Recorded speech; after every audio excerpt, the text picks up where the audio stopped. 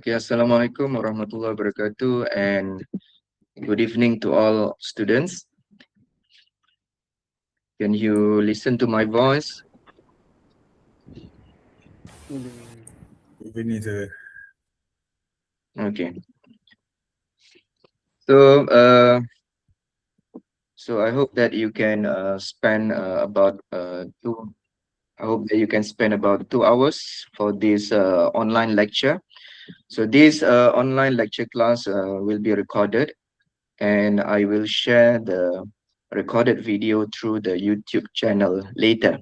Okay, and remember that the attendance will be taken for about 15 minutes, within 15 minutes before 10 o'clock. Okay, so please make sure that you are here in the class before 10 o'clock. Okay, so that we can take the attendance, and then you can go anywhere you like. Okay, so for today, I will continue with chapter 3. So I will share my screen.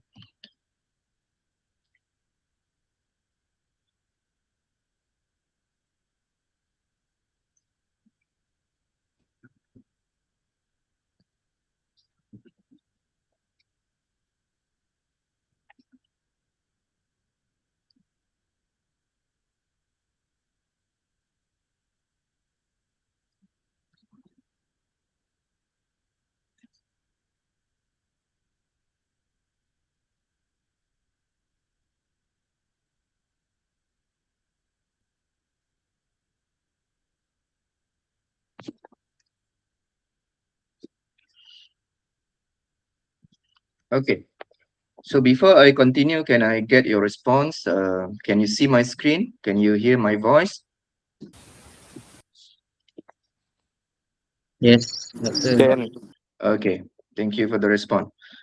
Okay, so last week, on Tuesday last week, we have learned until this slide about the power, okay, for the FM. Okay, and we have gone through example 3.11.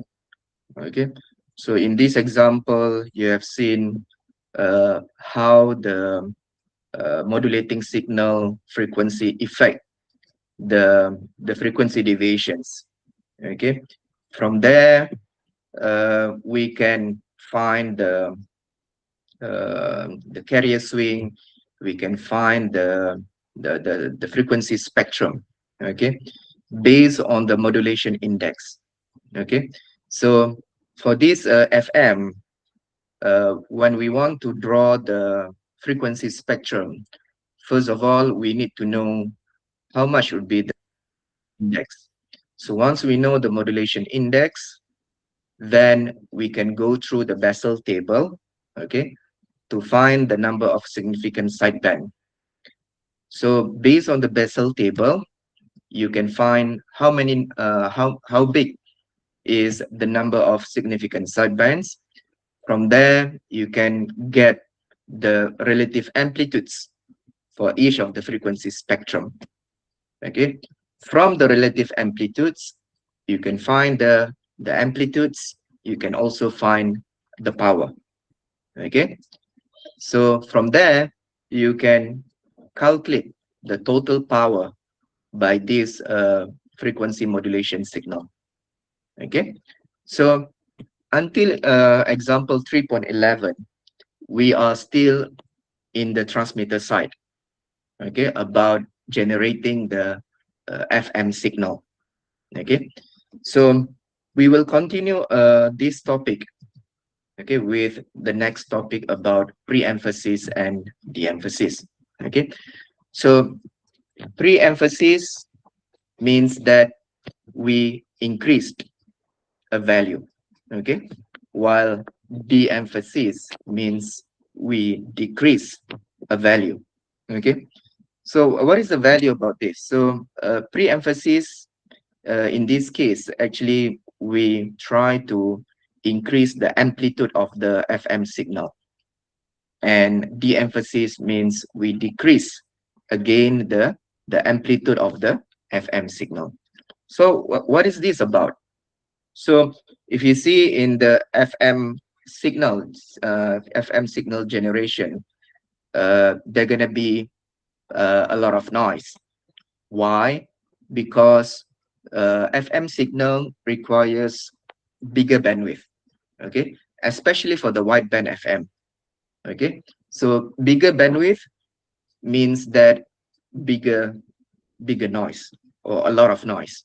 Okay, if you remember in chapter 2, we learned that the noise power Pn is equal to KTB. Okay, so the bigger the bandwidth means the bigger would be the noise power. Okay, so there are gonna be issues about noise in the FM as well. So how can we reduce the amount of noise, okay, and maintain a good signal to noise ratio, SNR? Remember, in chapter 2, we learned about signal to noise ratio. Signal to noise ratio, as we learned in chapter 2, the higher the SNR would be better. Okay, so in order to increase the SNR, okay, so if you see that SNR is equal to signal power over the noise power. Okay, so um, one of the thing that we can do to increase the SNR is by increasing the signal amplitudes or the signal power, so that the SNR can be as high as possible. Okay, so this is what we're going to learn about pre-emphasis and de-emphasis. Okay, so if you see the first statement, FM signal has non-uniform distribution of noise. Okay, the noise at higher modulate is higher in amplitude than the noise at lower frequency. Okay, so if you see the first statement, okay, so the first statement here shows about figure A. Okay, so it says that the higher the value of modulating signal frequency, okay, the higher would be the noise. Okay, the noise would be increased. Okay, why is it like that? So we can see from figure A. Okay, so if you see from figure A, the FM signal that we have learned so far is a uniform amplitude signal level, where we know that FM signal has an amplitude of VC. Okay, in FM that we have learned so far is a uniform amplitude of signal, means that the amplitude of the FM signal remains the same while the frequency varies. Okay, so this is the FM signal level. Okay, this is the FM signal level where it is constant over time. Okay, so the FM signal that we have learned previously is um, is does not change in terms of the amplitudes. The FM signal that we have learned so far only varies in terms of frequency. Okay, while the amplitude of the FM signal remains the same. So in this case, if you see that the center here would be the rest frequency, FC. Okay, so here would be FC plus delta F. Okay, and over here would be FC minus delta F.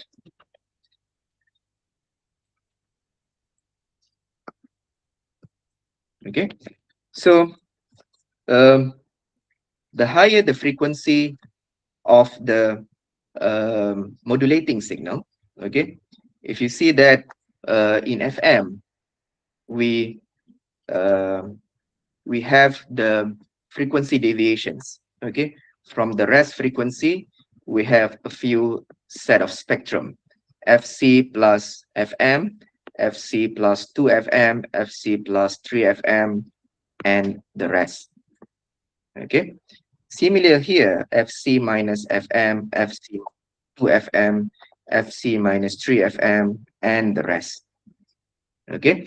So that means the higher the modulating signal frequency, okay, so we're going to see that they're going to be non-consistent of the signal to noise ratio. As you see from here, if we use low frequency of modulating signal, okay, for example, up to here, up to the first FM, for example, so we're going to see that the signal to noise ratio is larger. Okay, so the blue color here is the signal level. Sorry, the blue color here is the noise level. Okay, the blue color here is the noise level.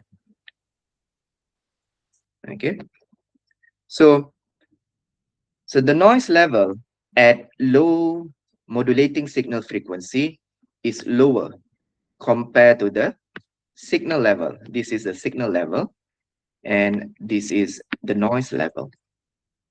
Okay, at lower modulating signal frequency, the noise level is lower.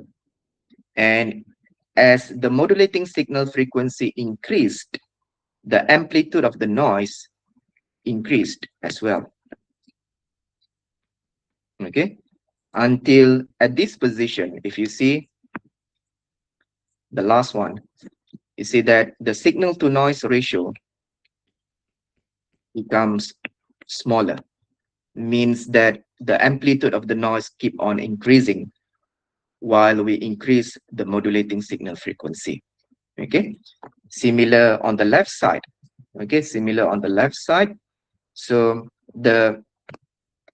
if you use a low modulating signal frequency, the SNR would be higher. And if we use higher modulating signal frequency, the SNR would be smaller, become smaller.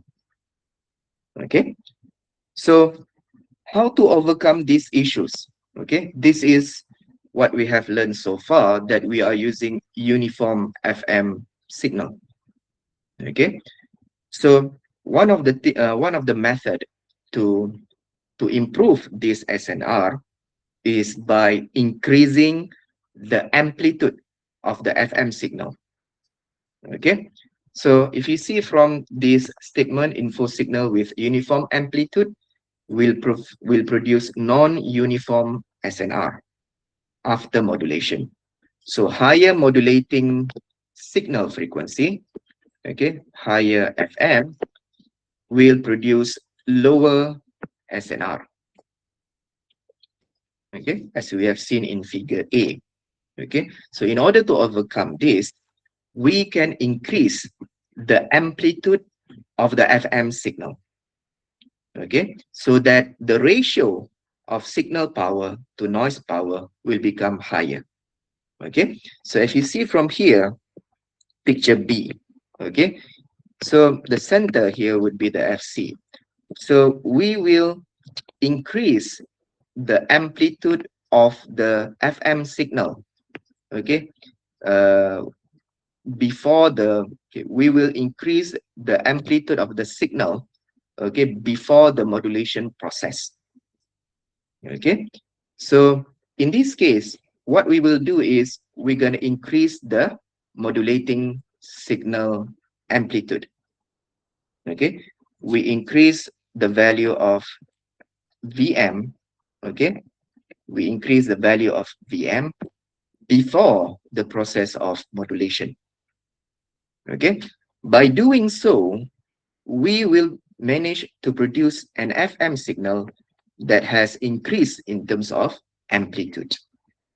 Okay, so if you see from here, the higher the value of FM, okay, the higher the value of FM, the higher will be the increment factor for the VM. Okay, so at this point, okay, where we're going to use higher value of modulating signal frequency, we need to increase VM at much higher factor. For example, if I increase at 0.1, for example, if I increase frequency, the VM at FC plus, for example, this is at FC plus FM, for example, I will increase VM by factor of 2, for example.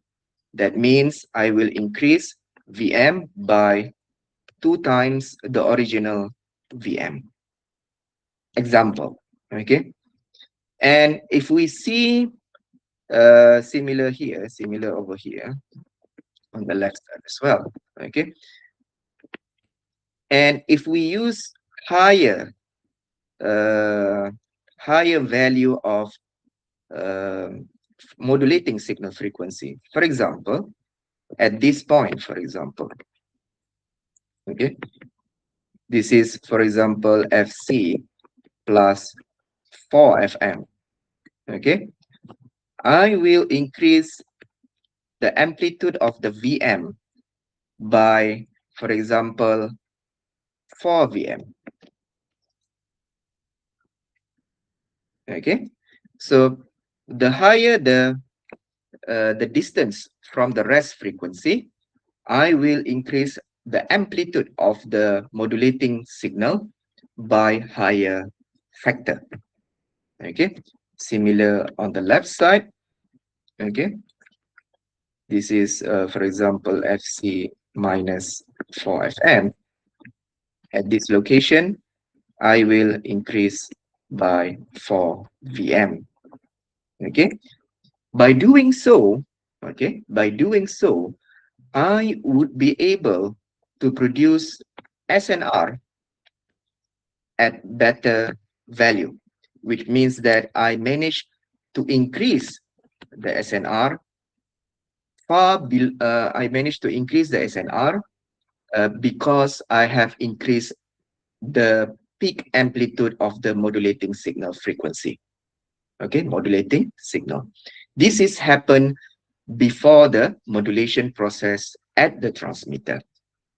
Okay, so, and then if you read further the statement, so since I have increased the amplitude of the modulating signal at the transmitter, I need to decrease back the amplitude of the signal in the receiver with the same factor after the demodulation. Okay, so since we modify the signal, okay, in the transmitter, we modify the signal actually. We increase the value. But at the receiver side, we must compensate this. Okay, we must offset this by decreasing back the amplitude of the received signal at the same rate. Okay, so that we can also get the same SNR at the receiver side.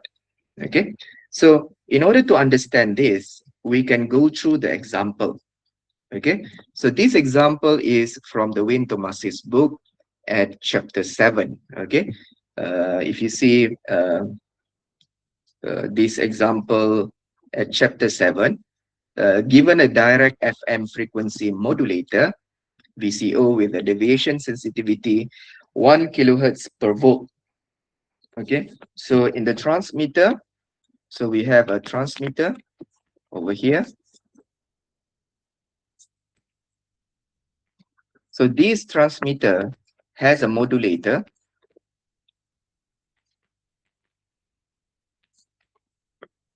Okay, which with K parameter K1 equal to 1 kilohertz per volt. Okay, and then a PLL FM demodulator. So this is at the receiver side. Okay, at the receiver side, we have a demodulator. Okay, so here we have inside the receiver, we have a demodulator. Okay, inside the receiver, we have a demodulator. So this demodulator is a PLL type, phase locked loop, okay, with a transfer function KD equal to 1 volt per kilohertz. Okay, and then what? And you are given 3 input signal. Okay, you are given 3 input signal over here. So this is a VM1T. Sorry. Okay, so yeah, this is a VM2T, and this is VM3. So you have 3 input signal. Okay, so input here is VM1, you have VM2, and also VM3. Okay, so this signal is insert into the transmitter and then to the modulator. Okay, so the first question say that determine the frequency deviation at the output of the VCO. Okay, so modulator here is VCO, and this demodulator is the PLL. Okay, so determine the frequency deviation at the output of the VCO for the 3 input signals and the demodulated output voltage at the output of the PLL demodulator. So that means you need to determine the delta F over here. So since we have 3 input, that means we're going to have delta F1, delta F2, and also delta F3. Okay, and determine the output voltage over here. So since here, so we have VO1, we have VO2, and also we have VO3. Okay, why do we have 3? Because we have 3 input signal. Okay, so this is already been explained over here. Okay, so if you see from here, on the left picture on the left, okay, so we have 3 input signal at 1 kilohertz with amplitude 4 volt, 2 kilohertz 2 kilohertz with amplitude of 2 volt, and 3 kilohertz with amplitude of 1 volt. Okay, so it is inserted into the first into the voltage control oscillator. Okay, this is a VCO, and we need to find the delta F, frequency deviation, at the output of the VCO. Okay, so this is at the transmitter side. So remember, delta F is equal to KF VM. Okay, what is KF? KF is related to K1 actually. So in this case, let me use K1 VM. Okay, so K1 is 1 kilohertz. You multiply with VM of the input. Okay, for example, the first delta F here, delta F1 is equal to VM times K1. So 4 volt times 1 kilohertz per volt. So you get 4 kilohertz. Okay, and then delta F2 is equal to 2 volt. You multiply with 1 kilohertz. So you get 2 kilohertz. And then the third delta F is equal to 1 volt. You multiply with 1 kilohertz per volt. So you get 1 kilohertz. Okay. So now you have delta F1, you have delta F2, and you have delta F3. Okay. Okay. So you have 3 output signals from the VCO. Okay, 3 output signals from the VCO. So this signal is passed through the medium and then received by the receiver. So the receiver receives the signal and then process the signal, and then it will do the demodulation process. Okay, so now we're going to go through the second question. Okay, so the first question, we already determined the frequency deviation. Okay, we already determined the frequency deviation. We already find delta F1, delta F2, and also delta F3. Okay, then for the following internally generated noise signal, determine the SNR at the output of the demodulator. Okay, so in question number 2, in the receiver, okay, in the receiver generate noise, okay, at different level and frequency. For example, the receiver will generate 0.1 volt of noise at 1 kilohertz. The receiver also will generate 0.25 volt of noise at 2 kilohertz. And the receiver generates 0.5 volt of noise at 3 kilohertz.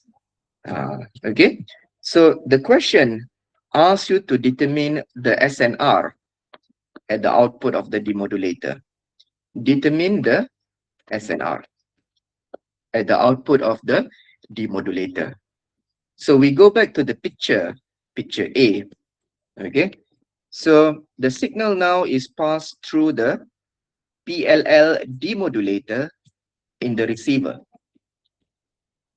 Okay, so we have 3 different input signals. So we receive 3 different kind of signal from the transmitter. Okay, so the question now asks you to find the SNR. But before we can find the SNR, we need to determine the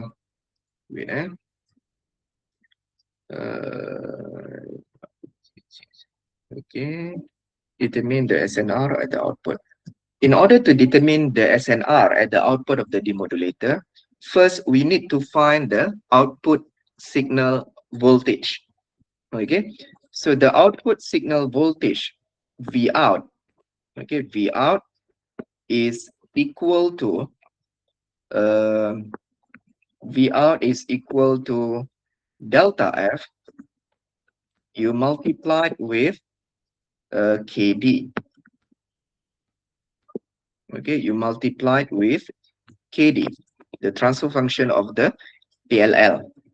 Okay, so in order to find that, that means we can do the first VO1 is equal to 4 kilohertz delta F1 multiplied with 1 volt per kilohertz. So this is VO1 is equal to delta F1 multiplied with KD. Okay, VO, so let me rewrite again. So VO1 is equal to delta F1, you multiply it with KD, and then VO2 is equal to delta F2, you multiply it with KD, and VO3 is equal to delta F3, you multiply it with KD. Okay, so you get 4 kilohertz times 1 volt per kilohertz, you get 4 volt. And then for the second output, 2 kilohertz times 1 volt per kilohertz, so you get 2 volt. And then 1 kilohertz multiplied with 1 volt per kilohertz, so you get 1 volt. Okay, so you get VO1, VO2, and VO3. Okay, like this. So this is VO1, this is VO2, this is VO3. Okay, so if you see from here, the output of the PLL demodulator would be the same as the input. Okay, so of course it is true because we produce the original signal at the output of the receiver. Okay, then when we want to compare, when we want to find out the SNR, okay, so this is all of this is the signal level. Okay, signal level, and over here is the noise level. Okay, so if you see from here, the noise level given from the question is 0.1 volt for 1 kilohertz, and then 0.25 volt for 2 kilohertz, and 0.5 volt for 3 kilohertz. So when we want to find the SNR, okay, so SNR1 is equal to VO1. You divide with N, we can say that NO1. Okay, so this is equal to 4.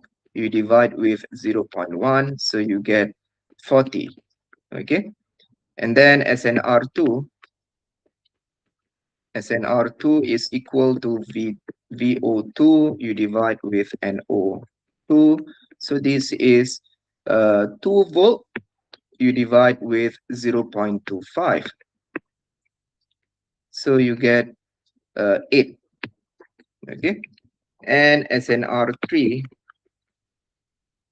is equal to VO3. You divide with NO3, so you get 1 volt divide with 0.5, 1 divide with 0.5, so you get 2. Okay, as mentioned over here, the SNR. Okay, so the SNR is 40, SNR is equal to 40 at 1 kilohertz, SNR equal to 8, okay, at 2 kilohertz, and SNR equal to 2 at 3 kilohertz. So you see that the SNR in this example, in picture A, the SNR is decreasing while we increase the value of modulating signal frequency. This is without pre-emphasis and de-emphasis. Without, okay? Without pre-emphasis and de-emphasis, okay? So picture on the left is without pre-emphasis and de-emphasis, and picture on the right shows what happened if we implement the pre-emphasis, de-emphasis. So if you see example 3.0, example 3, so determine the frequency spectrum at the output of the pre-emphasis network, the frequency deviation at the modulator output, the demodulator output voltage, and frequency spectrum, the frequency spectrum and SNR at the output of the PLL for figure 7.17b. So question number 3 asks you to repeat question number 1 and 2, but this time is for figure B. Okay, so for figure B, if you see figure B, okay, so for figure B, we introduce pre-emphasis network, and we pre-emphasis network before the modulator, and we introduce de-emphasis network after the PLL demodulator at the receiver side. Okay, so if you see from here, pre-emphasis, okay, we have the same input signal. It goes through the pre-emphasis. The pre-emphasis will increase the amplitude of the modulating signal by a certain factor.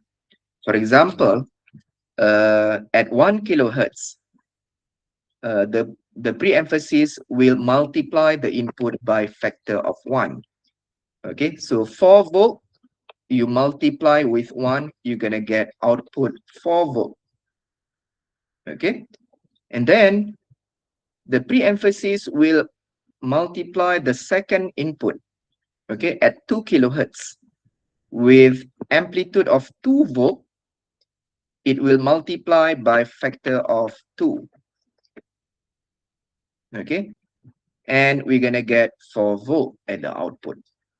Okay, so in the real world, it doesn't necessary to become like this, exactly the same. No, but this is as example. The factor of multiplication will keep on increase as we increase the value of modulating signal frequency.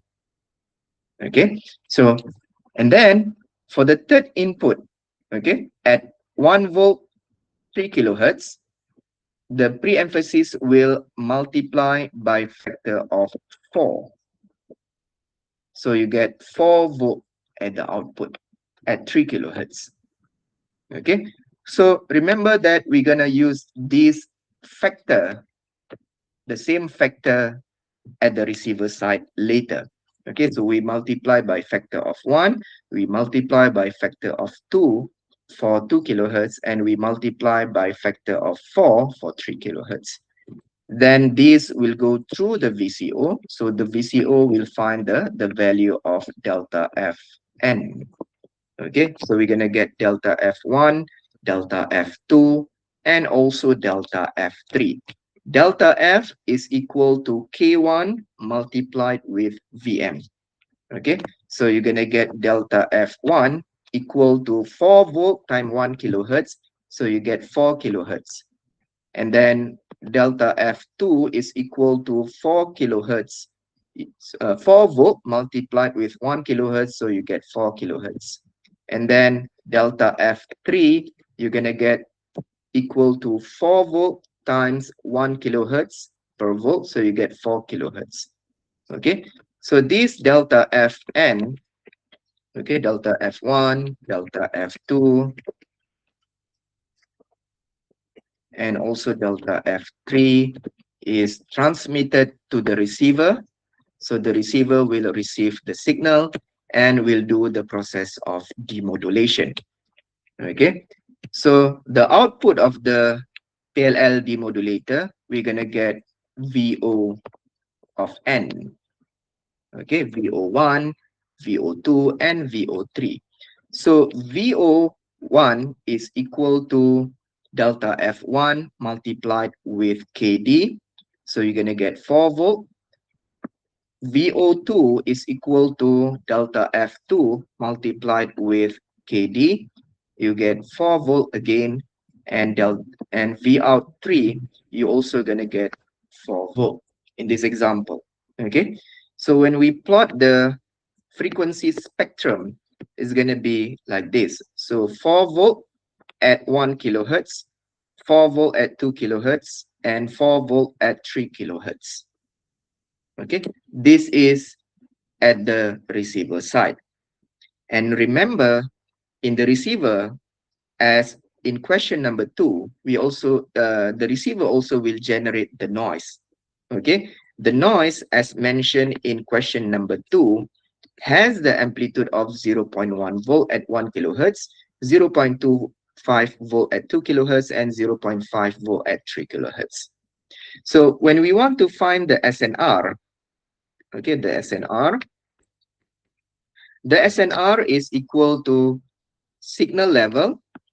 Okay, signal level you divide with noise level. So 4 volt divide with 0.1 volt. Okay, you're gonna get 40.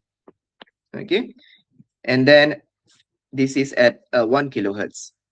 At 2 kilohertz, 4 volt divide with 0.25 volt of noise. So you get 16. SNR equal to 16.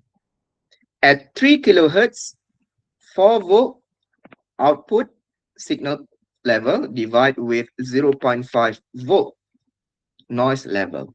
So we get 8. Okay, at SNR equal to 8 at 3 kilohertz. Now, if you see that the SNR is improving, okay, compared to without pre-emphasis, de-emphasis. Okay, and then this output of PLL is fed into the de-emphasis network, where it will divide the input with the same factor of the multiplication that we have done in the transmitter side. Okay, so it will divide by factor of 1 for 1 kilohertz, and then divide by factor of 2 for 2 kilohertz, and then divide by factor of 4 at 3 kilohertz. Okay, so we're going to use the same factor, but now we divide. Okay, so what happened is 4 volt of output signal divide with 1, so you get 4 volt. Okay, and then at 2 kilohertz, 4 volt you divide by factor of 2, so you 4 divide with 2, so you get 2 volt. Okay, and then at 3 kilohertz, 4 volt divide with factor of 4, so you get 1 volt at 3 kilohertz. This is the signal level. Okay, after the de-emphasis network. Similar with the noise level also will be reduced by the same factor. You divide with 1 at 1 kilohertz, and then divide with 2 at 2 kilohertz, and divide with 4 at 3 kilohertz. Okay, so 0.1 volt of noise divide with 1, so you get 0.1. 0.25 volt of noise at 2 kilohertz divide with factor of 2, so you get 0.125 at 2 kilohertz. And then 0.5 volt you divide with factor of 4, so you get 0.125.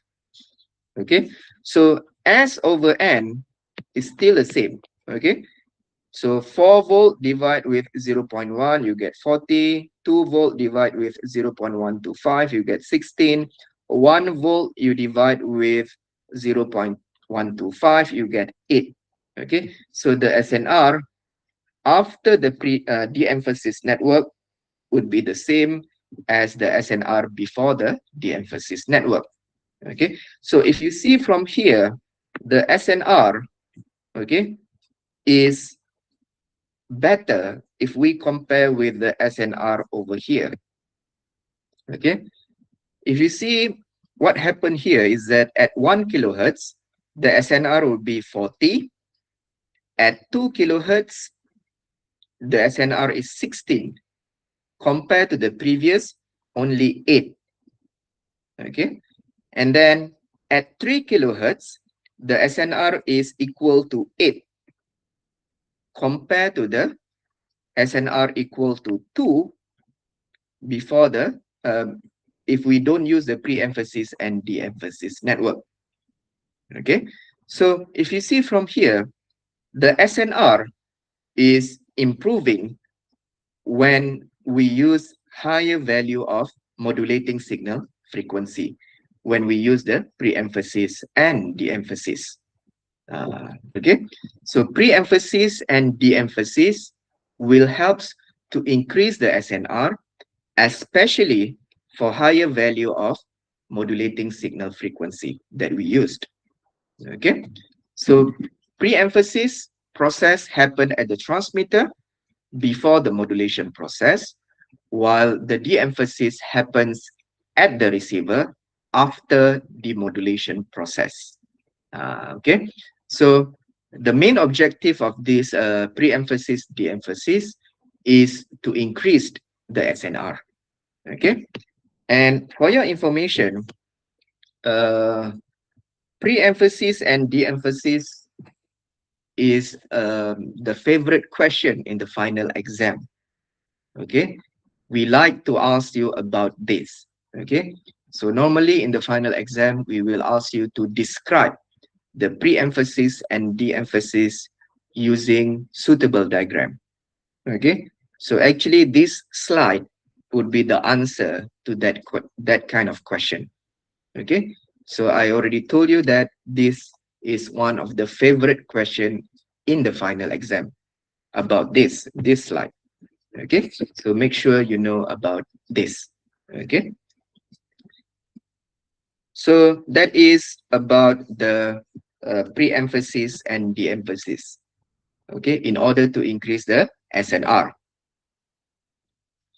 So the next topic is about FM signal generation. Okay, so this is about the modulator. Okay, so starting from this side, we are talking about modulator at the transmitter side. Okay, So there are many types of modulator available in the real world. Okay, so the the modulator, okay, we can divide into two categories. The first one is direct FM modulator type. Okay, and the second type is indirect FM modulator. Okay, so the word direct here, the first type here is direct FM. Direct frequency modulation means that the modulator will directly change the frequency of the carrier in accordance with the amplitude variation of the modulating signal. And this gonna be indirectly, okay, indirectly change the phase of the carrier as well. Okay, so for this direct FM means that we directly change the frequency of the carrier in accordance with the amplitude variation of the modulating signal. And this also means that we are indirectly change the phase of the carrier in accordance with the amplitude variation of the modulating signal. Okay, so one of the example here is the varactor diode. Varactor diode will change the frequency of the input, okay, of the modulating signal. So if you see from here, the input is fed into this side. So we have a capacitor, and then we have the inductor, and we have R1 and R2, which will control which will be compared with the modulating signal changes of amplitude.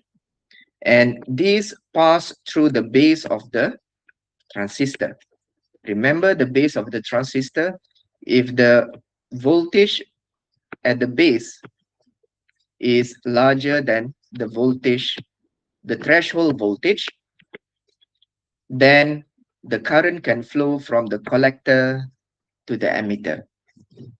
Otherwise, it's going to be switched off.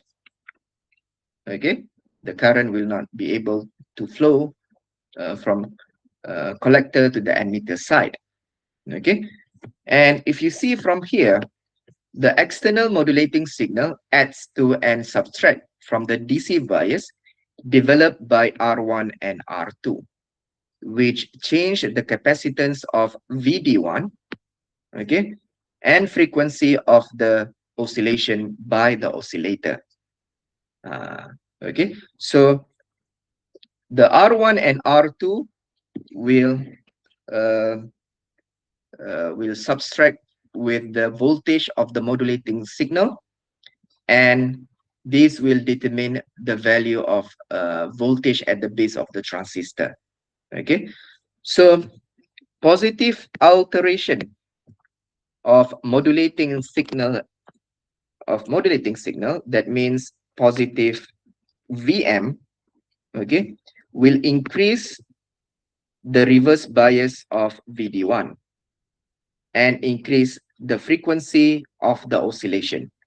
That means we're gonna increase the output. Okay, when the VM increased, okay, the output will increase in terms of frequency from FC plus delta F. Okay, and for the negative alteration of the modulating signal, that means the modulating signal move towards negative VM. Okay, when negative VM increased, okay, the peak amplitude of the negative side, that means the frequency of the output will decrease towards FC minus delta F. Okay, so that's why this the changes of the amplitude at the base will produce changes of frequency at the output side. Okay, and then so you see that this F input, okay, is equal to FC plus KF VMT. Okay, so this is the related to the oscillator frequency as well. So the oscillator frequency at over here, crystal control oscillator, the frequency of the oscillator change when VM change. Okay, so this will produce the output as mentioned in the statements below. Okay, so this is Barretter diode. So there are many other types of direct FM modulator in the market. Okay, so we just show you one example over here. Another example you can find from the Wayne Thomas's book. So there are a few examples of direct FM modulator type. And then we go to the indirect FM.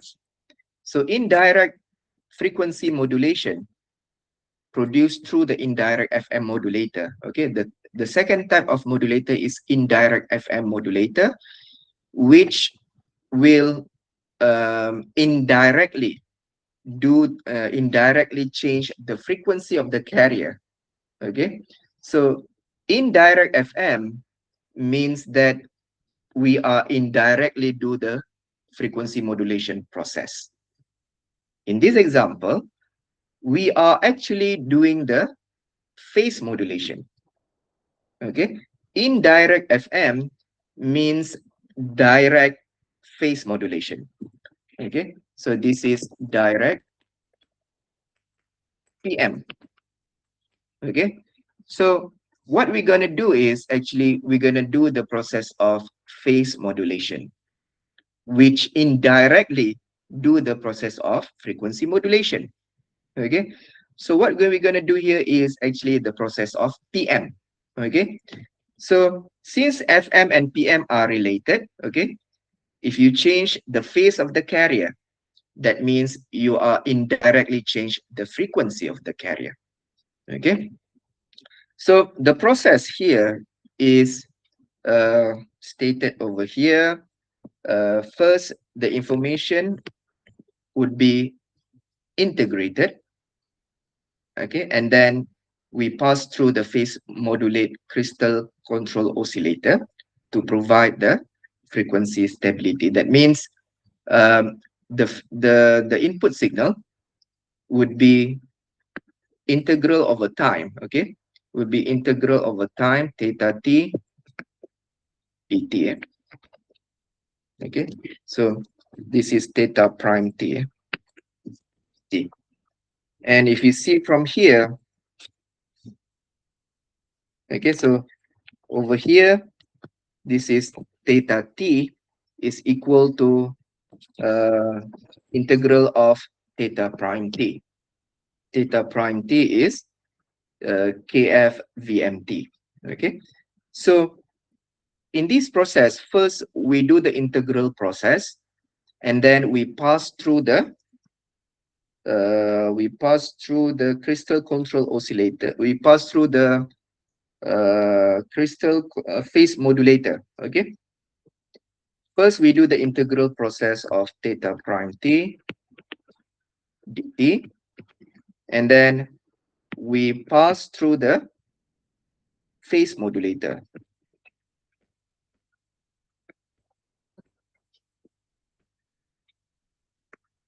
Okay, so the output of the phase modulator, okay, this one we pass through the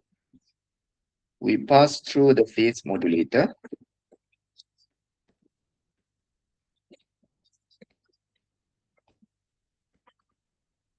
Okay, so the output of the phase modulator would be the narrow band FM. Okay, so this will produce the narrow band FM. Okay, and if you see the narrow band FM, as we have learned previously, narrow band FM has the same characteristic of double sideband full carrier. Okay, if you see from the previous slide, narrowband FM has similar characteristic as the double sideband full carrier in the AM. Okay, so if you want to produce wideband FM, that means we have to add into another process. Okay, if let's say we want to produce wideband FM, we need to pass through another process to increase the frequency. Either to use frequency multiplier or the another method. Okay, so for example, we pass through the frequency multiplier. The output of the frequency multiplier would be the wideband FM.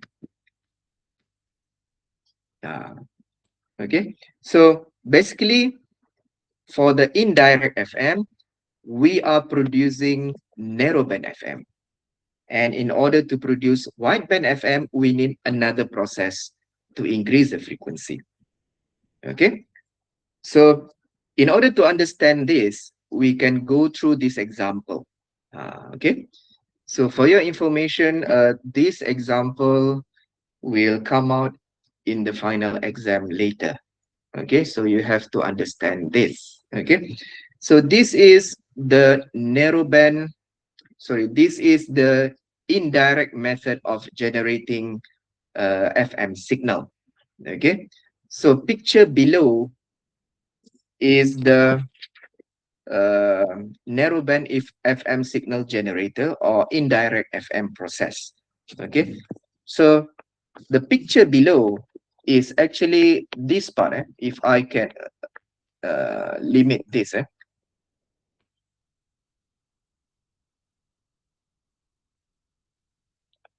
Okay, so the picture below here, okay, the picture, let's say this is picture A, this is picture B, for example. Okay, so picture B, sorry, so maybe I can make it like this. So this is, let's say this is picture A. Okay, so picture A is actually this part, picture A. Okay, and we are producing here the narrowband FM. Okay, narrowband FM, and we need to pass through the this is a narrowband FM, so we produce NB FM. Okay, so in order to understand this picture, okay, in order to understand this picture, it's already been given here, so I will explain one by one. So on the left side is the carrier. Okay, on the left side here is the carrier VC of T. Okay, and the input modulating signal is fed through the integrator in the middle. Okay, so over here is the 2 pi KF VMT. Okay, so now let's say that the input VMT is equal to Vm cos 2 pi FMT, for example, and the carrier VCT is equal to Vc cos 2 pi FCT. Okay, so let's go through the carrier first. Okay, so the carrier will go upwards through the phase shifter. Okay, and then the carrier also will go downwards towards the adder. Okay, so the carrier, if you see from here, the carrier, if it is shifted 90 degree, okay, so cosine function, if you shifted 90 degree, it will become sine function. Okay, so the carrier would become VC sine 2 pi f ct. Okay, and then what? We're gonna go through the integrator and in the middle. Okay, so what happened to the modulating signal? Okay, so modulating signal, if you see, if I use a different color, okay, so modulating signal, we're gonna integrate like this, so 2 pi kf vm, you integrate cos 2 pi fm t dt. Okay, so you're gonna produce, okay, you're gonna produce 2 pi kf vm over 2 pi fm sine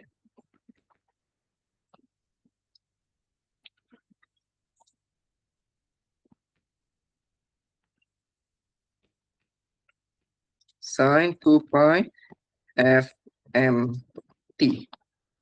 Okay, so this one, if you see from here, actually I can cancel out 2 pi. I can cancel 2 pi, and this is going to be kf vm over fm, where this is actually becomes kf vm over fm, so this is going to be beta f. Okay, beta f sine 2 pi fmt. Okay, so therefore the input to the narrowband phase modulator over here, okay, is beta f, this one, beta f cos, sorry, beta f sine, beta f sine 2 pi f. Now, so beta f 2 pi fmt, you multiply with vc sine 2 pi fct. Okay, so now the question is, what is the equation over here at point A? Okay, so at point A, okay, at point A, we're gonna multiply two input, okay, in time domain. That means what we're gonna see here is this is equal to VC sine 2 pi FCT multiplied with beta F sine 2 pi FMT. Okay, so this is gonna be beta F VC sine 2 pi FCT sine 2 pi FMT. Sine and sine, according to trigonometry identity, we can elaborate into beta F VC over 2. You multiply it with sine, and sine become cos minus cos. Okay, so it become cos 2 pi FC minus FM T, and then minus over here cos 2 pi FC plus M. D. Okay, and then close the big bracket. Okay, so we have over here, when we multiplied, that means we're gonna have we're gonna have the uh, lower sideband LSB and also the upper sideband. Sorry, I have it. So here is the LSB, and we have the upper sideband frequency. Okay, so this is LSB and USB. And then let's say we have another one here at point B. Let's say over here is point B. So point B, we have VC cos 2 pi FCT. This is at point B. Okay. And let's say we have point C over here. Point C is equal to point A plus point B. Okay. Plus A plus B.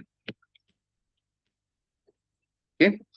So in this case, let me erase this one first.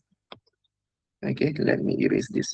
So point, let me write here. So point B is VC cos 2 pi FCT. So this is at point B. So at point C, what happened is that, okay, so let me use different color. So at point C, so we get three components. So we get VC cos 2 pi FC. So maybe red color better, maybe. Wait, So at point C, so we get VC cos 2 pi FCT plus, okay, with the lower sideband. So this is beta F VC over 2 cos 2 pi. This is lower sideband FC minus FM T minus beta F VC over 2 cos 2 pi upper sideband FC plus FM T. So we have three components at the output of narrowband phase modulator. Okay, so now if you see from the point C, we actually produce a signal that has three components, and this quite similar with the double sideband full carrier in the amplitude modulation. Okay, so now I can, from this equation, I can draw the frequency spectrum. Okay, so the frequency spectrum, if I draw, okay, so let's say this is V versus F, for example. So over here is FC with the peak amplitude of VC. And then we have over here the lower sideband at FC minus FM with the peak amplitude of beta FVC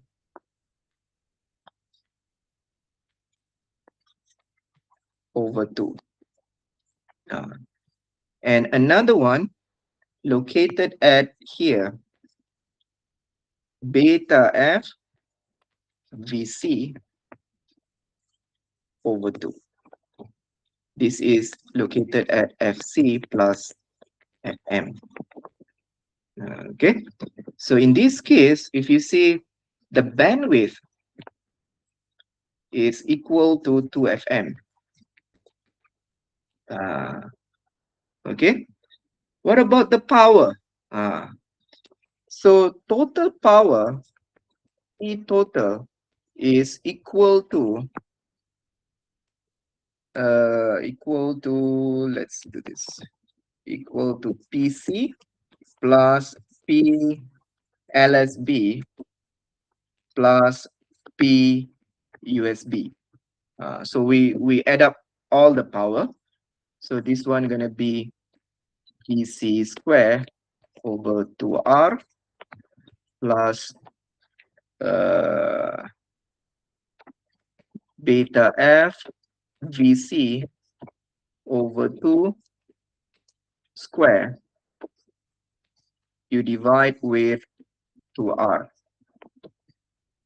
plus beta F VC over 2 square. You divide with 2R. So you get the total power. Okay. In the final exam later, we're gonna ask you until the total power. Okay. So remember, in order to find the total power, first you have to know the equation at the output. Once you know the equation at the output, then you can determine the total power. Okay. So that is the key. So this will be asked in the final exam this semester. Okay, so the question will ask you about total power at the output. Remember, in order to find the total power, you have to know the equation at the output first. So the output equations would be similar with the double sideband full carrier in the AM, where we're gonna have 3 components. Okay, once you know that, then you can develop the equations of the total power. Okay, so this is about narrowband FM. So after this, we're going to learn about how to increase the frequency, okay, in order to produce wideband FM. Okay, so the output here, okay, we want to produce wideband FM. Okay, so the total power, okay, the total power that we calculate now is actually over here, P total over here. Okay, the total power. Okay, so if we want to produce a wideband FM later, we can put inside the frequency multiplier and we're going to produce wideband FM. Okay, so these are the example already shown here. So if you see from here, we like to add extra. We like to add extra like this, an amplifier. So if we have amplifier like this, that means this gain needs to multiply with the peak amplitude of the signal. Okay, for example, here VCT, you need to multiply with A1. Okay, in order to produce the output over here. So the output here is this one. Okay, A1 VC cos 2 pi FCT. So we like to introduce additional amplifier. So if you have this kind of signal, that means you have to multiply with the gain. Okay, so here, for example, class, in my example here, if I have gain like this, for example, A1, okay, so that means my equations, okay, my equations over here needs to have A1 VC cos 2 pi FCT, because I multiply the peak amplitude of the carrier with the gain. Okay, so it is A1 VC cos 2 pi FCT for the at the output. Okay, so remember the signal passed through the amplifier. So the amplifier has a gain. It will increase the amplitude of the input. Okay, so you just need to multiply with the gain. Okay, like in this example. Okay, so the final exam will look similar like this. So you need to understand this kind of example. Okay. Okay, so after this, we go through the frequency up conversion. Okay, where is frequency up conversion? Frequency up conversion is after the indirect FM process. Okay, so frequency up conversion is at the output here, where we want to increase the frequency of the output of the narrowband FM. Okay, so we have two methods to increase the frequency. The first one is heterodyning. Heterodyning means we mix the signal. By mixing two signal or more, we can produce a higher frequency at the output. Okay, what is this process? So this is actually when two signal, this is what we have seen previously. Okay, for example, sine and sine. When you multiply sine and sine, you're going to produce an output cos minus cos.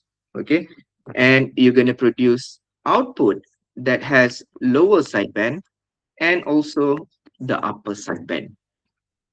Okay, so if you see from here, the upper sideband here is a higher frequency. Okay, that means we increase the frequency. And the second method is multiplication. Okay, we put inside the signal to frequency multiplier, for example, by factor of n. Okay, so the output here, F out, okay, is equal to n times F of the input. Okay, so this is multiplication process. So if you go through here, okay, this to understand both methods. Okay, so picture A is the heterodyning method. Picture B is the multiplication method. So we go through picture A first. Okay, so the input here is the input from the phase modulation modulator. Okay, the narrowband FM that we have learned previously. Okay, so the input here is from the narrowband phase modulator that we have seen previously. So we pass through another balance modulator. Okay, so balance modulator will have two input. One is the narrowband FM. So this is a NBFM. And another input is the input from the RF oscillator. Okay, so the RF oscillator has a frequency of FRF. Okay, so let's say the input here is F input. Okay, so the output here gonna be FRF minus F input, and also FRF plus F input. Okay, we have lower sideband and we have the upper sideband. Okay, so the output of balance modulator always have the lower sideband and upper sideband. Okay, then it passes through the bandpass filter. This bandpass filter will select the sum frequency. The sum frequency means the higher frequency. Okay, this part. Okay, it will select the higher frequency at the output. Okay, so what we're going to see here is about the modulation parameters. What are the parameters that will change during all of this process? Okay, so if you see here, we have a few set of parameters. We have input carrier frequency, input frequency deviation, modulation index. M here is the modulation index. This is beta. Okay, this is beta. Beta input, and then modulating signal frequency input, and then the bandwidth. B here is the bandwidth. So we're going to see the difference of these parameters at the input side and at the output side. Okay, so if you see the output, the carrier frequency would become FC input plus F. That means the carrier change in terms of frequency to become higher. While the other parameters, delta F out is same as delta F in, no change. Modulation index input is same as modulation index at the output, no change. Modulating signal frequency at the output, same as modulating signal frequency at the input, no change. The bandwidth, also no change. Bandwidth of the output, same as the bandwidth of the input, no change. That means, to conclude this, we can say that heterodyning method only change the carrier frequency and remains the other parameters. Okay, only the carrier will change in this process. Only the carrier frequency change. The rest would be the same. Okay, and then what? Let's see picture B from frequency multiplication method. Okay, where we multiply the frequency by factor of n. Example. Okay, so if you see from here, we have input parameter F, carrier input, delta F input, modulation index input, modulating signal input, and the bandwidth at the input side. What happened to these parameters at the output? So if you see from here, the output carrier frequency is equal to n times the carrier frequency of the input. That means our carrier frequency would be multiplied by factor of n at the output. Similar with delta F. Delta F at the output also change and increase by factor of n, okay, at the output. Modulation index, beta F, also increased at the output by factor of n compared to the input. However, the modulating signal frequency at the output remains the same, no change. And then the bandwidth at the output will become bigger compared to the bandwidth of the input. Why not by factor of n?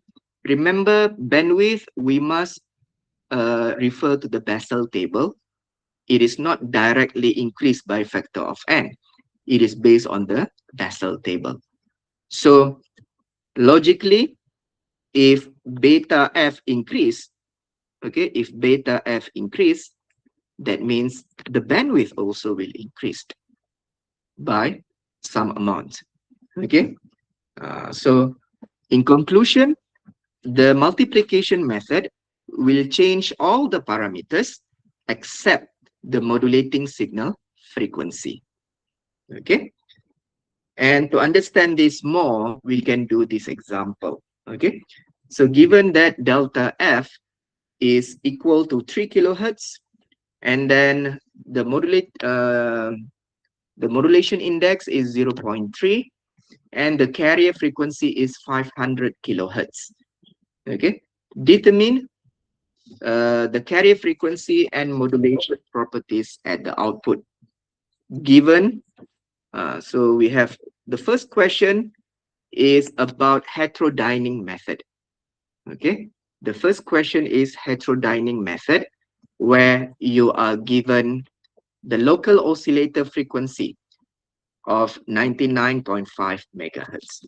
Determine the output parameters. Okay, so if you see from here, we have a delta F equal to 3 kilohertz. We have a beta F equal to 0.3. Okay, what else? We have FC. This is the input, FC. So let me rewrite again. This is F delta F in equal to 3 kilohertz. Delta beta F in, this is 0.3. FC in, this is 500 kilohertz. Can we find FM? FM input? Yes, we can. This is input. Okay. FM input is equal to delta F divide with beta F input. Okay, so this is 3 kilohertz. You divide with 0.3. Okay, so this is gonna be equal to 10. Okay, 10 kilohertz. Okay. The bandwidth, can we find the bandwidth? Yes, we can find the bandwidth input. This is, let's say we use a Carson, 2 times delta F input plus FM input. Okay, so this is 2 times delta F in 3 kilohertz plus 10 kilohertz. So we can get sorry.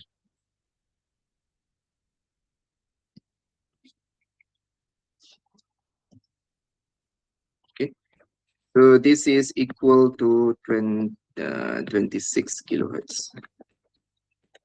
Okay, so now we can find the output of the balance modulator. Okay, so remember FC out is equal to FC in you plus with FRF. Okay, so this is 500 kilohertz plus 99. So this is let's do this in terms of megahertz. So this is 0.5 megahertz or 500 kilohertz, right? You plus with 99.5 megahertz. So this is equal to 100 megahertz. Okay, and then what else? We can find the rest. Delta F out is equal to 3 kilohertz, no change. And then beta F out is equal to 0.3. Then FM out equal to 10 kilohertz, no change. And then bandwidth out also equal to 26 kilohertz, no change. Okay, this is for the output of the using the heterodyning process. Okay, if we use the multiplication process, question number 2, Okay, so you are given n equal to 10. Okay, so what happened gonna be FC out is equal to 10 times FC in. Okay, so you're gonna 500 kilo becomes 5 megahertz. Okay, and then what? Delta F out equal to n times delta F input. Okay, so 3 kilohertz times 10, so becomes 30. Okay, then what? Beta F out equal to n times beta F in, so this is 0 beta F. So this is gonna be so 0.3 times, so this is gonna be 3. Okay, and then FC FM out equal to FM in, no change. So this is gonna be 10 kilohertz. Okay, bandwidth out is equal to 2 times delta F out plus FM out. Okay, so 10 kilo plus 30 kilo, so this is 2 times 30 kilohertz plus 10 kilohertz. So 40 times 2, so you're gonna be 80 kilohertz using Carson's. Okay, finish. The bandwidth also we can find through the Bessel table if you want to find bandwidth by Bessel. So in this example, I use bandwidth by Carson. Okay. So this also one of the favorite question in the final exam. We had asked this a few times. We have asked this a few times in the final exam. Okay. Oh, the solution already been given. Okay. Okay. So now,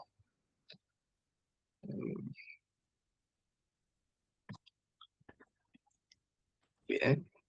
So now we want to go through the demodulation process. So up to this slide, we are still at the transmitter side. In the transmitter. So all of this is in the transmitter. Produce the FM signal. Now we're gonna go through the demodulation process at the receiver side. Okay, so if you remember in the transmitter side, we have input signal, modulate sine wave. We have the carrier. Okay, sine wave, and we produce VFMT. VFMT is a kind of signal that change in terms of frequency. Okay, so the frequency change from rest frequency to become FC plus delta F, and also change frequency from rest to become FC minus delta F.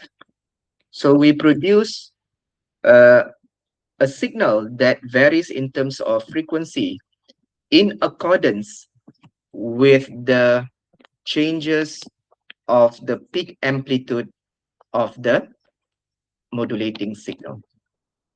So the changes of VM, the peak amplitude of the modulating signal, will determine the changes of the frequency carrier at the output. Okay, so this signal, this FM signal, we transmit through the medium, and then it goes through the receiver. Okay, so the receiver here receive FM signal. Okay, so VFMT. So VFMT, as we know, is a signal that varies in terms of frequency. Okay, so the frequency keep on changes up and down. Okay, so when we pass through the receiver wants to produce the original signal at the output. Okay, the original signal at the output, okay, is similar with the VMT. Okay, where this VMT is a signal that varies in terms of amplitude.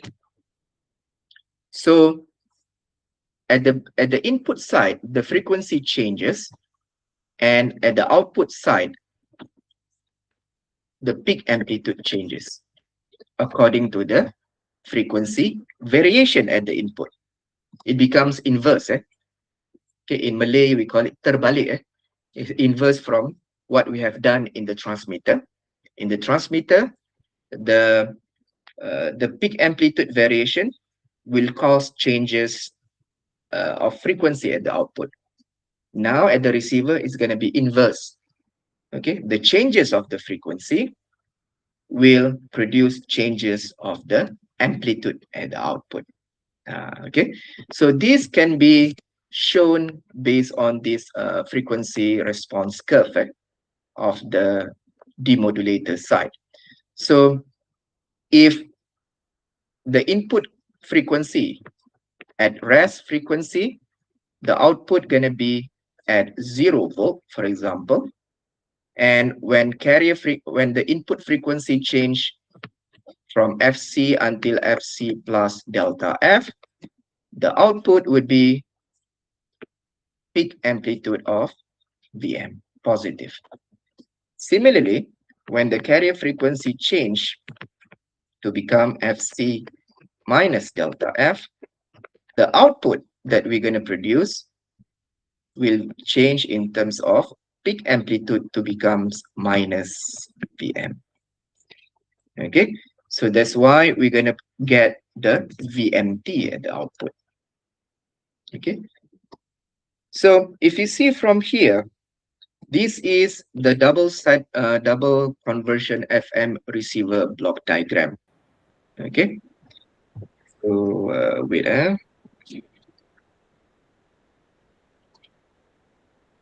So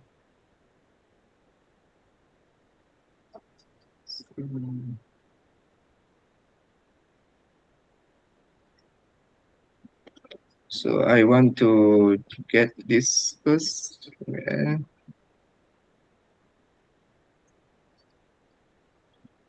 Wait, I want to find some file, okay, for example, so that I can give you the example.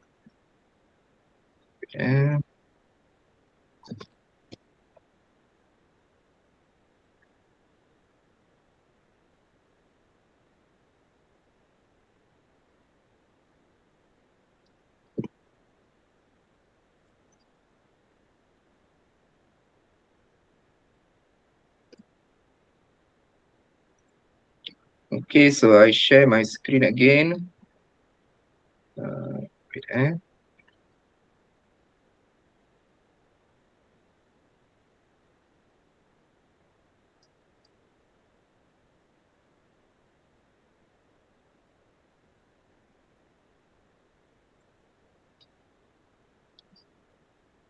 Okay, so this is the double conversion of FM receiver block diagram. So how to understand this? Okay, how to understand this?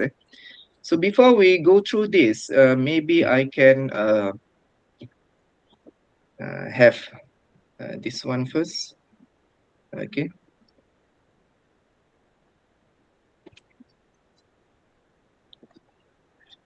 So to understand this, so we can draw the frequency spectrum so that we can have a more understanding about this. Okay, so this is F and this is V. Okay, so if you remember, initially we have modulating signal frequency. Okay, so this is FM. Okay, this is at the transmitter side, and we have a carrier. Okay, we have a carrier over here. So this is FC. So at the transmitter side, when we do modulation, that means we're going to produce, when we do modulation, that means we're going to produce a signal, something like this. So this is FC plus delta F. This is FC minus delta F. Okay.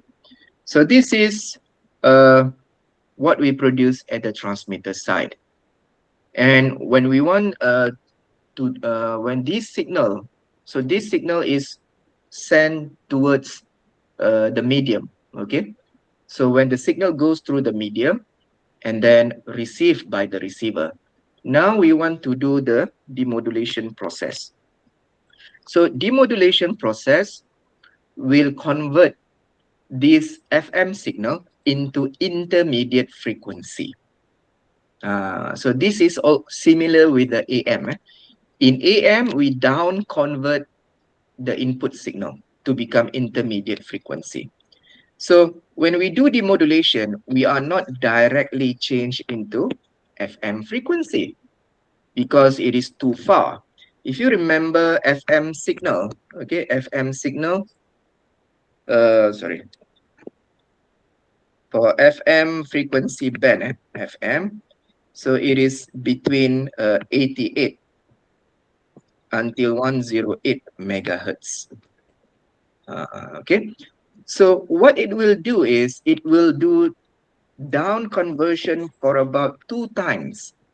Okay, so the first one here is the first down conversion. Okay, so over here,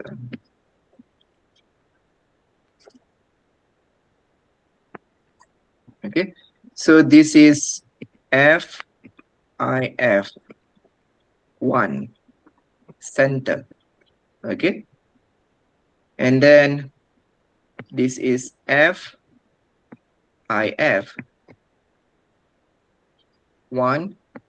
upper sideband.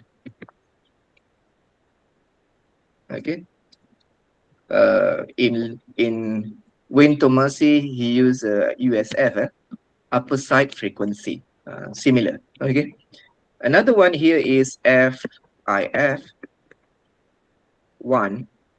LSF. Okay, lower side frequency.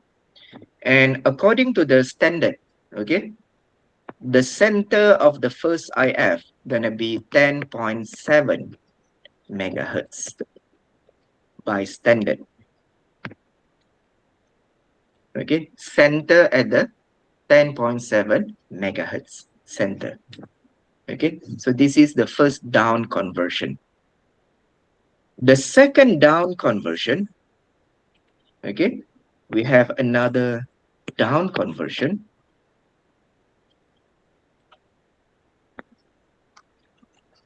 Would be FIF2. This is center. And then FIF2 USF, upper side frequency. Another one is FIF2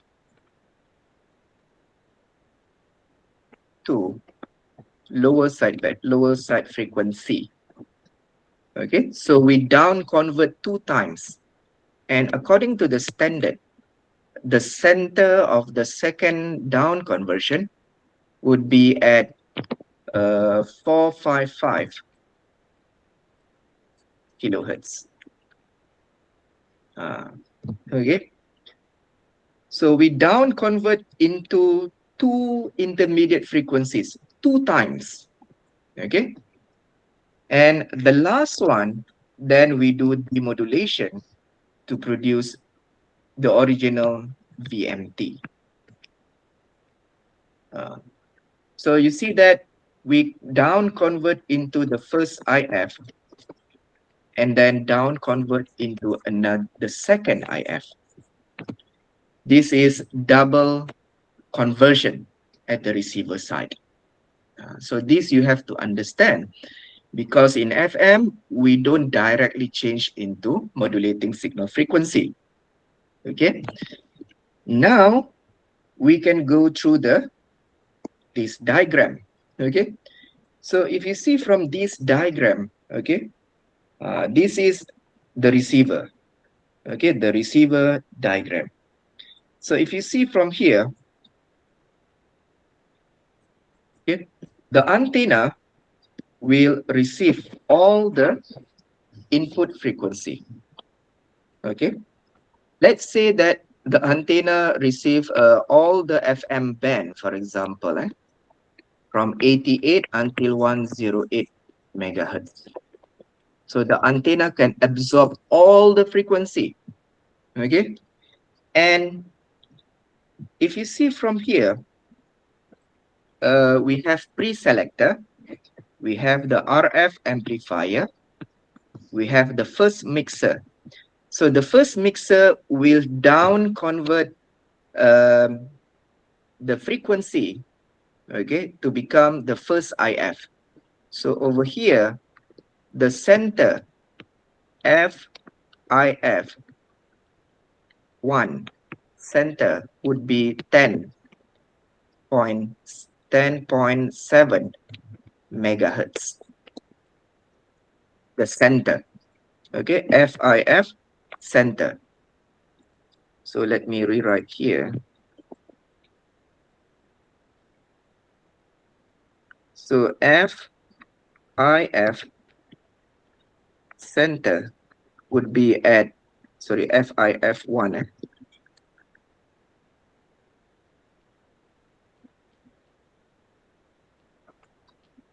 Would be at 10.7 megahertz.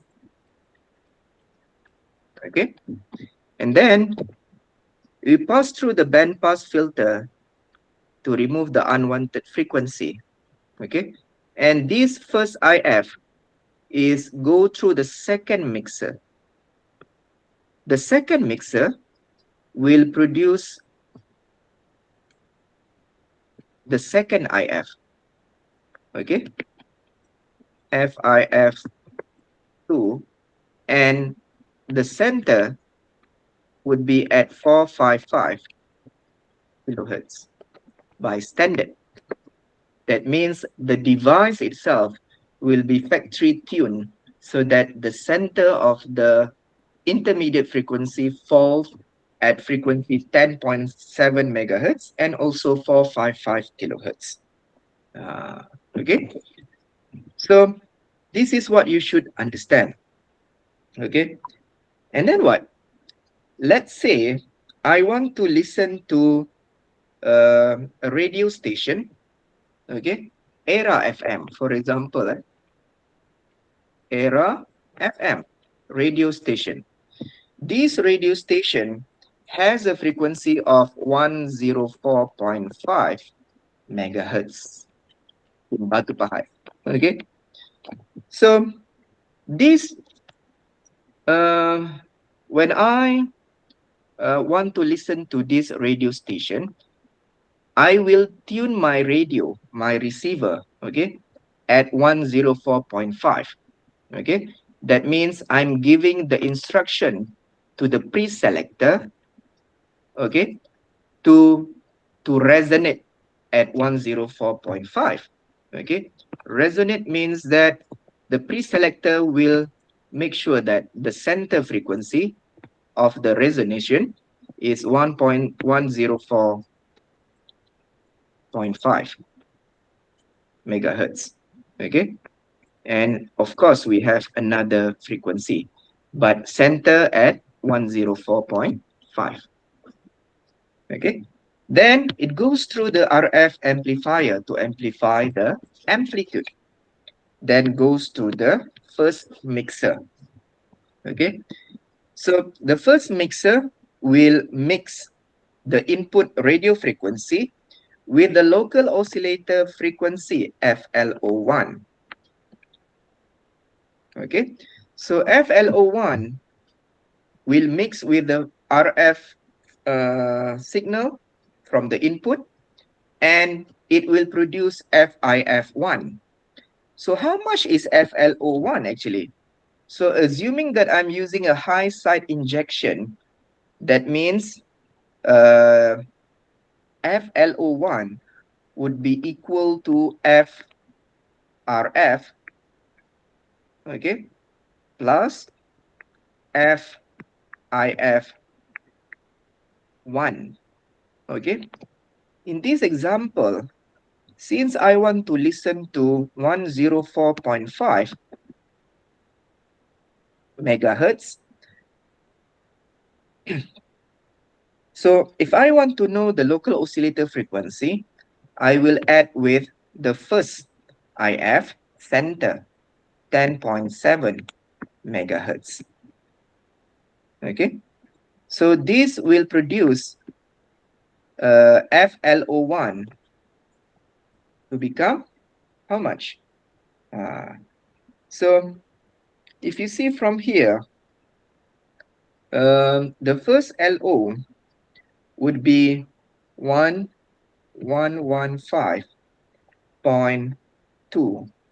megahertz. Okay, so if I use a high side injection, okay, why is it like this? So that when I want to find the FIF1, this is gonna be FLO1 minus FRF, okay, where I gonna get this equal to 10.7 megahertz as we want to produce this one. Okay, so the first local oscillator is 115.2 megahertz. Okay, so it passed through the band pass filter. The band pass filter will select the sum frequency. Okay, the band over here, if you see the over here at this point, we get okay, over here we get FLO1 plus FRF, and also FLO1 minus FRF, upper sideband and lower sideband. Okay, so the upper sideband here is actually equal to 10.7 megahertz that we want, that the center frequency. Okay, so the band pass filter here will select the sum frequency. So that's why we will select the 10.7 megahertz center frequency. Okay, then this first IF will go through the second mixer. Okay, so the second mixer will mix with the local oscillator. Okay, so how much would be the local oscillator frequency? FLO2, this one is equal to FIF1 from the input plus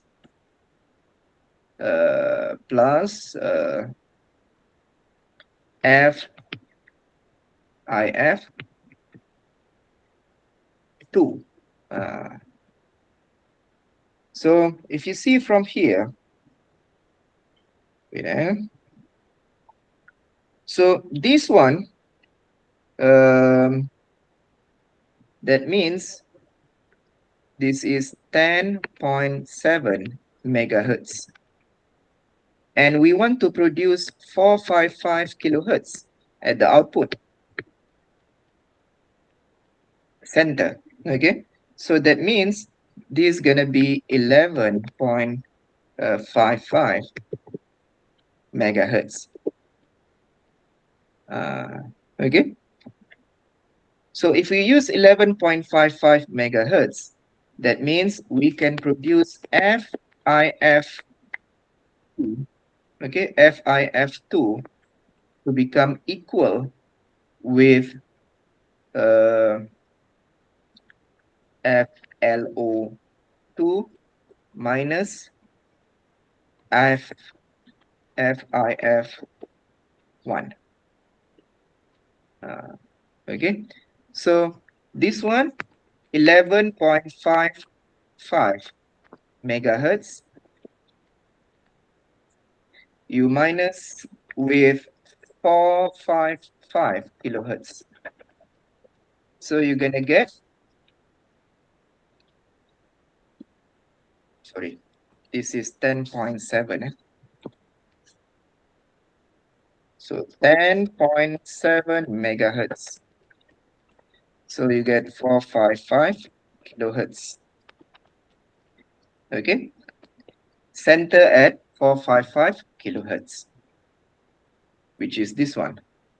And the output of the second mixer, okay, we have the lower sideband and upper sideband as well.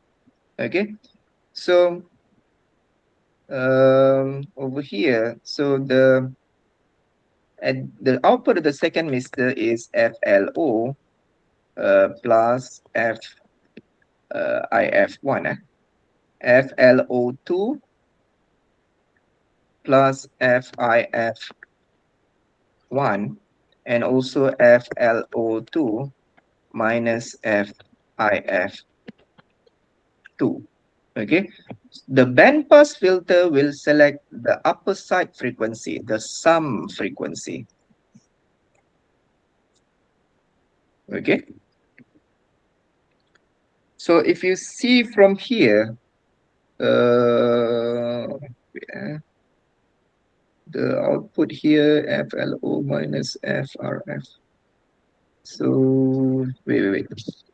FLO minus, oh sorry, sorry. The band pass filter will select the lower side frequency. Okay, so this is similar with the previous one. It will select the lower frequency. Okay, so the lower frequency here is actually 455 kilohertz. So 11.55 minus 10 megahertz, so you're gonna get 455 kilohertz. So this is actually down conversion. Okay, so the first down conversion, down convert to 10.7 megahertz. The second down conversion will down convert into the center frequency of 455 kilohertz. Okay, so for this will select this is difference. Band pass filter will select the difference frequency. Okay, it will select the difference frequency. Okay, so you get the second IF over here, center at 455 kilohertz. Okay, and then it passed through the IF amplifier to increase the amplitude, and then pass through the band pass filter to remove the harmonics. Then we do the demodulation process. Okay, from 455 kilohertz,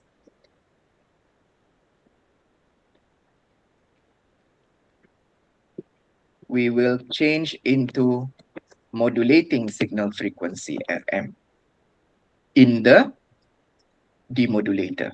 Okay, so limiter will limit the amplitude of the inputs. Okay, and then we pass through the demodulator to do the demodulation process.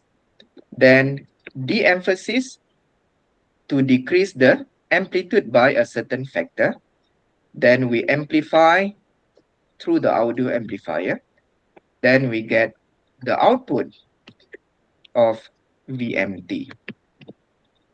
And then what? So we have asked this in the previous semester final exam. where we ask the student, where the question asks to find the, for example, FLO1, how much would be the FLO1 if we use a high side injection? How much would be the FLO2 if we use a high side injection? Okay, in this example, I use a high side injection to get the FLO1 and also the local oscillator to frequency.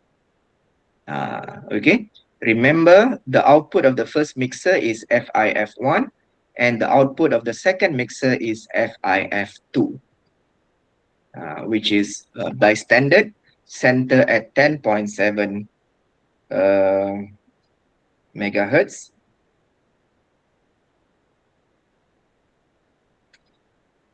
And then at the second IF is centered at the 455 kilohertz. Okay. So this been explained here, already have the explanation. You can read on your own. Okay. And starting here is the slope detector. Okay. So the slope detector here is the demodulator. So this is the demodulator at the receiver. Where is the demodulator? Demodulator is this part. We have slope detector and we have double slope detector. Okay. So this is slope detector. Slope detector will change this one. So this is the slope detector. Slope detector has a frequency response curve like this. Okay. And the center, the carrier center frequency will fall at the middle of the slope. So the input signal frequency variation from FC towards the FC plus delta F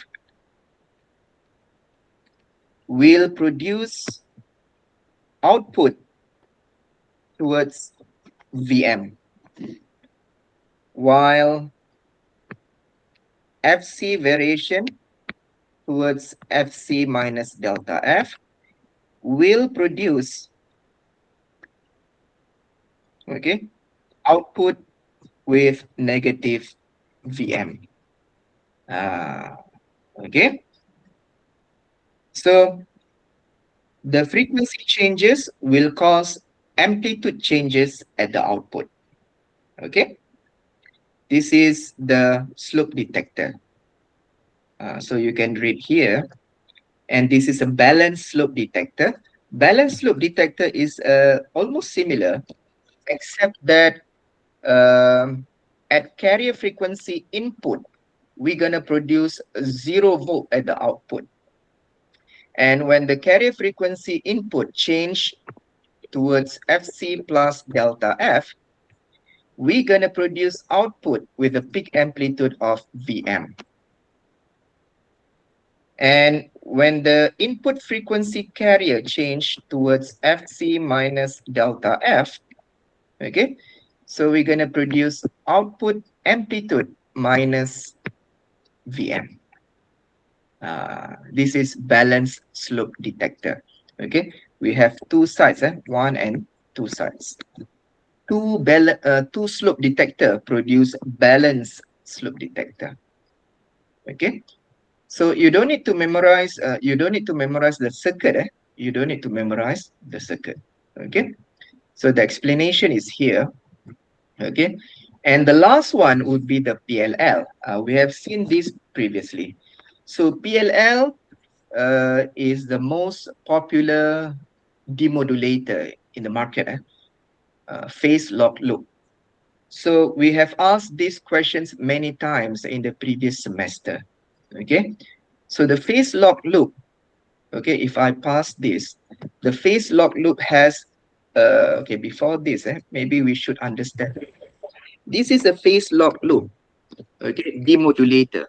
We have the input over here, frequency modulation input, okay, from the antenna side, okay, and then it passed through the mixer first mixer, second mixer, and then go to the audio section, right? So the first one is a phase detector with sensitivity parameter KD, okay? And we have VCO over here. So the VCO produce output of FO, okay?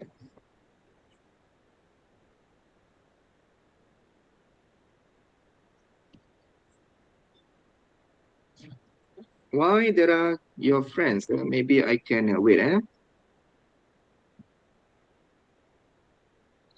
So let me admit one guest here. Okay. So I will proceed with this one.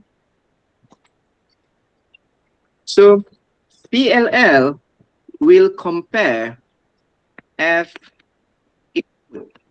Okay, we'll compare F input with the FO from the VCO.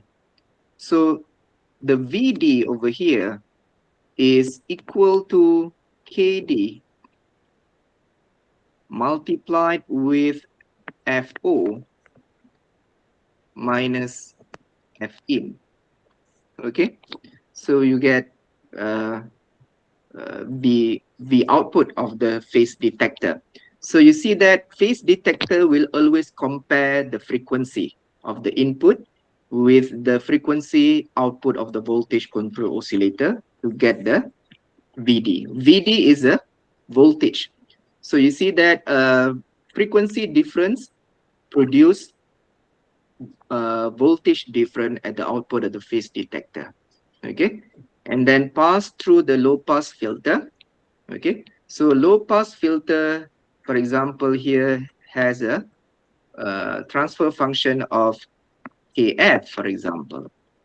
So the V, let's say VE, for example. So VE is equal to KF times VD. Okay, and over here is the amplifier has a sensitivity parameter Ka. That means V out here is Ka VE. Okay, so this output will fed through the input of the VCO. Okay, so the VCO receive input in terms of V out. Okay, the VCO change the voltage variation, input voltage variation. Okay, V out variation will produce frequency output variation. Okay, frequency output up and low is depending on the V out up and low. Okay, the changes of V out will produce the changes of FO, and then we compare again and we get different values. So the comparison keep on happens until we can track the changes of the input. So in order to understand this further, we can see from here. So PLL has three stages, three states: free running, capture, and lock. Okay, so free running state is when there is no external input frequency. Okay, that means there is no FN, F input. Okay, no input frequency. Okay, this is the free running state. Free running state means that the PLL is try to find the desired frequency. If you remember, I want to listen to era FM, for example, at frequency 104.5 megahertz. Okay, so PLL will try to find this frequency at free running state. However, there is no input. Okay, that means it will keep on searching. Okay, it will keep on searching to find the desired frequency 104.5. Okay, so there's no input and it will keep on finding it. So at free running state, the VCO oscillate at its natural frequency. Okay, and there is no input signal. Then once we have the input signal fed to the PLL, okay, it will go to the capture state. Okay, so free running state, the VCO will be relaxed, okay, because there's no input. Then there's an input at capture state. Okay, once there's an input signal, the PLL will change into capture state. Capture state means that the PLL will try to find the desired frequency. Okay, sorry, for the free running state before, there is no input signal. Okay, so the PLL will not keep on searching. Okay, so I repeat again. So I'm sorry about free running state. The free running state at this time, the PLL would be at rest. That means there is no external input signal. Once there is an input signal, then the PLL will try to find the desired frequency, which is the capture state. Okay, in capture state, there is an input signal. Okay, input signal can vary in terms of frequency. Okay, so when there is an input signal, so it will change to capture state. That means it try to capture frequency 104.5 that I want to listen. Okay, it will try to find it. Okay, it will be repeating or searching, keep on searching until it find the 104.5. Okay, so the searching process of the PLL is in the capture state.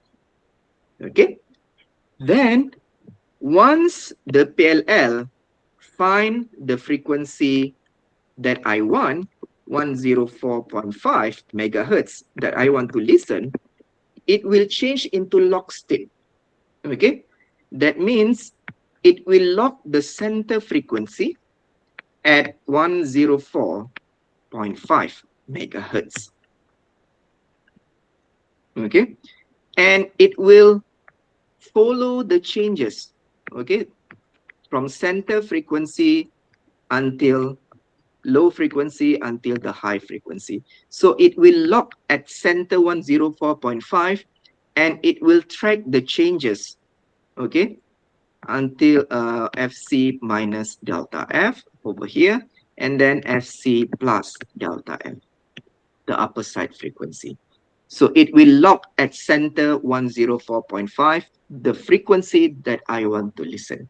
That is the lock state. Okay.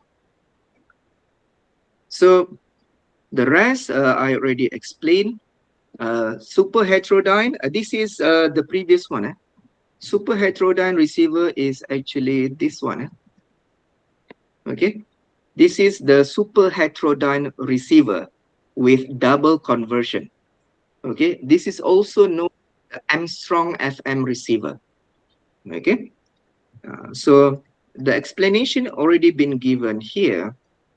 Okay, that the center of FIF1 center at 10.7 megahertz, and the center of FIF2 is at 455 kilohertz by standard. Okay, universally standard. Okay, so this is factory tuned. All electronic equipments will make sure that this happen. The center would be at this frequency. Okay, so this is like before. We have seen this super heterodyne. And for comparison, you can see from here FM and PM comparison. So if you want to see beta F, this is, sorry, beta F. So for beta versus VM, okay.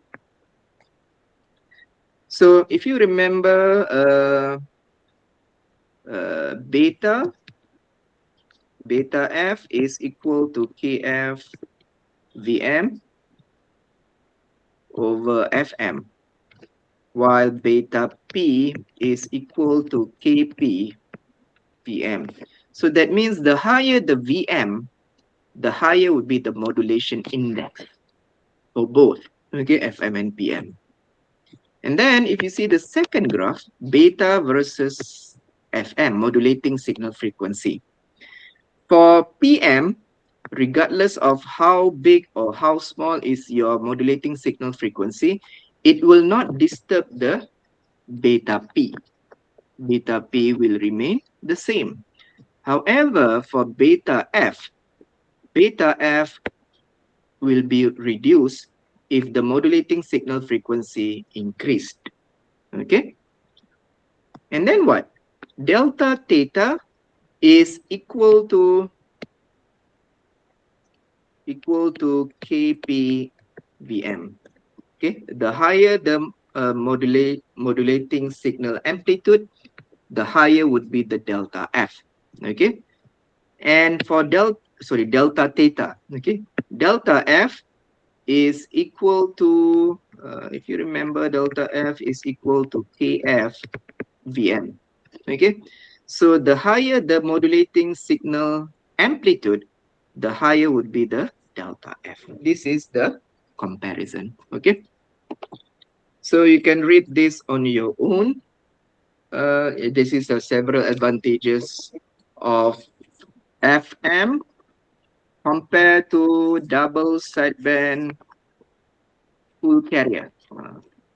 Okay, in terms of noise reduction, improved signal fidelity, more efficient use of power, and among the disadvantages is wider bandwidth and more complex circuit. Okay, so I think that's all for today, and we can take the attendance now. So sorry, I take 20 minutes more. So now we can take the attendance. So you can open your QR code and then you can take the attendance, okay?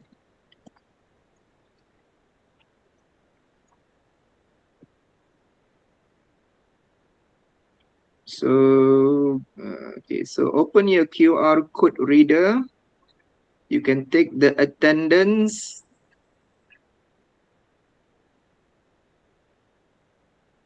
Okay. And see you again on Wednesday.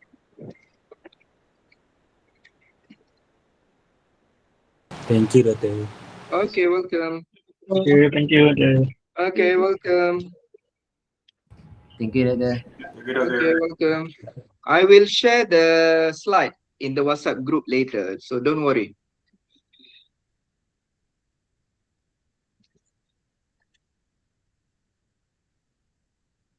Thank you, Doctor. Okay, welcome.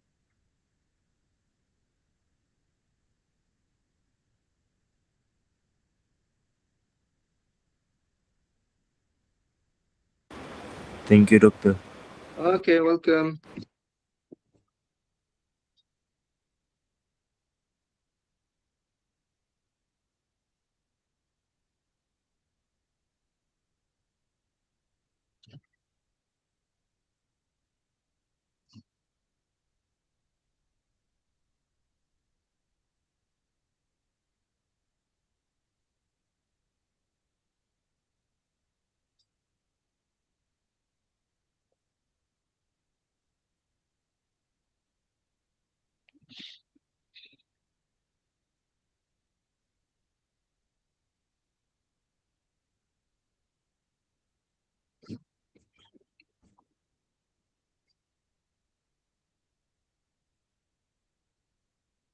So everyone already take the attendance. So if everyone already take the attendance, anyone? Sir, 1 minute, sir. 1 minute. Okay, okay. So wait,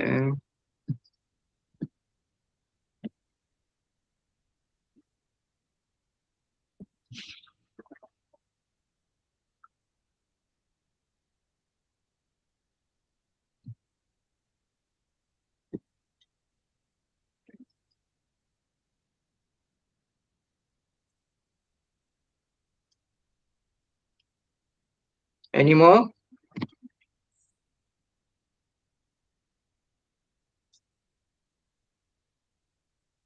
If no more, then we can. Any more? Hassan, you already take your attendance? I think, sir, my QR code is not invalid. Okay. Sir, So, I will send you manually on your WhatsApp because the QR code is not valid on my phone. okay. So let me take your attendance. Uh,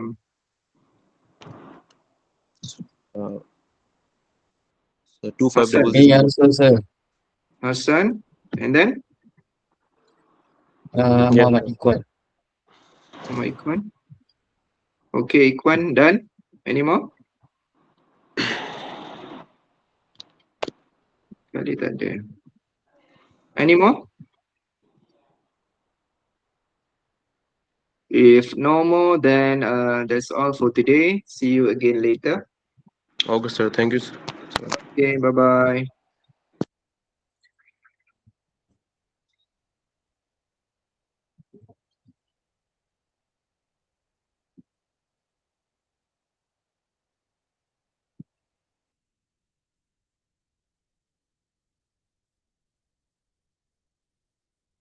Dua.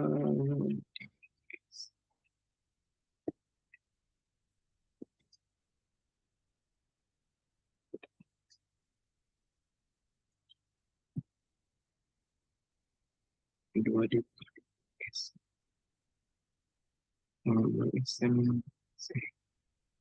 Yes, dua di ni pun. Okay. So dua Dini dan juga Ikwan, saya tengok attendance dah tick so dah okay lah. So maybe we can stop recording. Stop recording.